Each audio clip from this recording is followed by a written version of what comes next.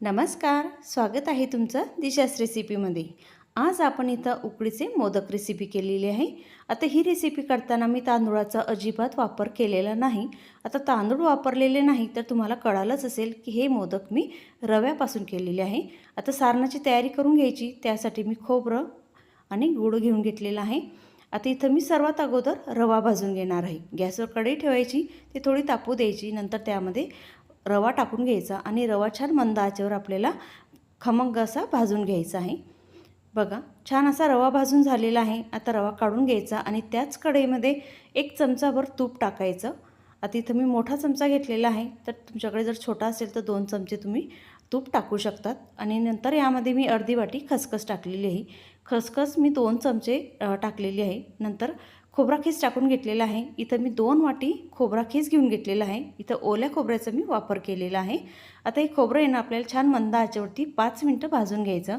नंतर त्यामध्ये मी 1 वाटी गूळ टाकलेला आहे। लक्षात असू द्यायचं की 2 वाटी खोबरा खीस घेतलेला आहे तर 1 वाटी आपल्याला गूळ घेऊन घ्यायचा आहे। आता गूळ इथं छान विरघळून घ्यायचा आहे।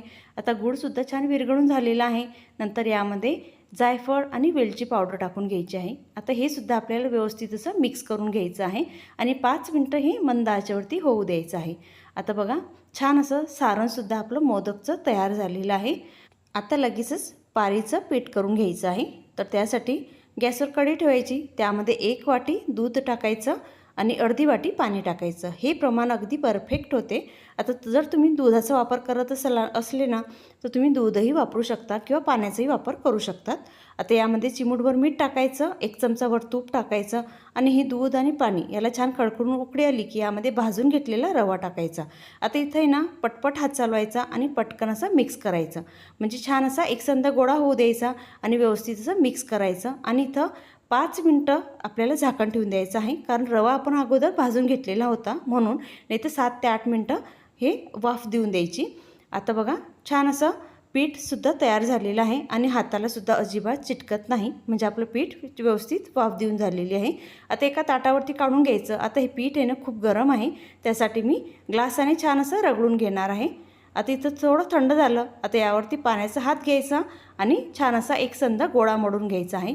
छान मऊसूत गोळा होईपर्यंत आपल्याला हे पीठ छान रगडायचं, म्हणजे ताटाला जोपर्यंत चिटकत नाही तोपर्यंत आपल्याला हे पीठ छान मळून घ्यायचं आहे। आता इथं छान पीठ मळून झालं की एक पारी करून सुद्धा बघितलेली आहे, म्हणजे याला भेगा वगैरे अजिबात पडलेला नाही, म्हणजे आपलं पारीचं पीठ व्यवस्थित तयार झालेलं आहे। आता इथं छोटे छोटे गोळे करून घ्यायचे, कारण आपल्याला इथं मोदक करून घ्यायचे आहे।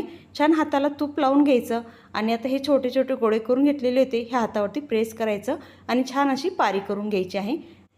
व्यवस्थित अशी बारीक पारी करून घ्यायची, म्हणजे छान आपले मोदक मऊसूद होतात। बघा, आता छान अशी बारीक पारी करून घेतली, त्यामध्ये 1 चमचाभर सारण भरून घ्यायचं आणि याचं तोंड असं व्यवस्थित बंद करायचं, कारण मी इथं अजिबात कळ्या वगैरे पाडलेल्या नाही, कारण कोणाला कळ्या पाडता येतात किंवा नाही येतात।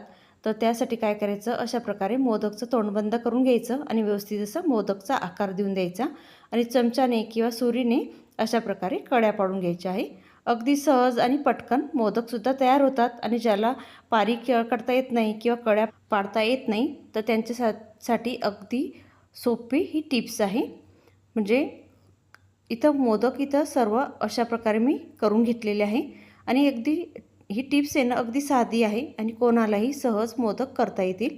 आता एका ताटावरती केळीचं पान ठेवायचं आणि त्याला साजूक तूप टाकायचं, म्हणजे लावून घ्यायचं आणि काय करायचं ना, इथं वाफ देऊन द्यायची आहे। तर केळीचं पान नसेल तर तुम्ही ताटालाही तूप लावून घेतलं तरीसुद्धा चालेल। आता इथं माझ्याकडे केळीचं पान होतं ना, त्यासाठी मी व्यवस्थित पान कापून घेतलं आणि त्याला तूप लावून घेतलं आणि त्यावरती मोदक ठेवून घेतलेले आहे। आता याला आहे ना केसरच्या काड्या लावून घ्यायच्या आहे। आता इथं केसरच्या काड्या लावले ना तर छान आपल्या मोदकला रंग येतो आणि सर्वात महत्त्वाचं म्हणजे टेस्ट खूप छान येते। तर त्यासाठी आता वाफ देऊन द्यायची आहे।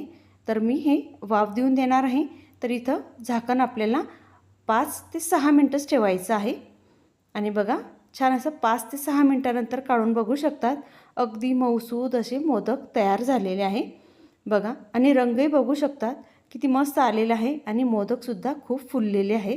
तर छान सुटसुटीत ठेवायचे, एकदम जवळही ठेवू नका, नाहीतर मोदक एकमेकांना चिटकतात। त्यासाठी मोदक तयार झालेले आहे तर त्यावर साजूक तूप टाकायचं आणि छान असे मऊसूद मोदक तयार झालेले आहे। आता एक मोदक मी तोडूनसुद्धा दाखवते। त्यावर छान साजूक तूप टाकायचं आणि मस्त असे मोदक तयार झालेले आहे। तेही तांदूळाचं पीठ न वापरता किंवा तांदूळाचा वापर न करता हे उकडीचे मोदक केलेले आहे। अगदी साधी आणि सोपी रेसिपी आहे। एकदा ही रेसिपी तुम्ही नक्की ट्राय करून बघा। आणि तांदूळाचे उकडीचे मोदक तर चांगले लागतातच, पण एकदा हे रव्याचे सुद्धा उकडीचे मोदक तुम्ही करून बघा, तुम्हाला खूप आवडतील। आणि सर्वात महत्त्वाचं म्हणजे हे मोदक दिवसभर मऊसूद राहतात, अजिबात चिवट किंवा चिकट होत नाही। मऊसूद असे रव्याचे उकडीचे मोदक तयार झालेले आहे। एकदा ही रेसिपी तुम्ही नक्की ट्राय करून बघा आणि रेसिपी आवडली असेल तर लाईक करा, शेअर करा आणि चॅनलला सबस्क्राईब करा। धन्यवाद।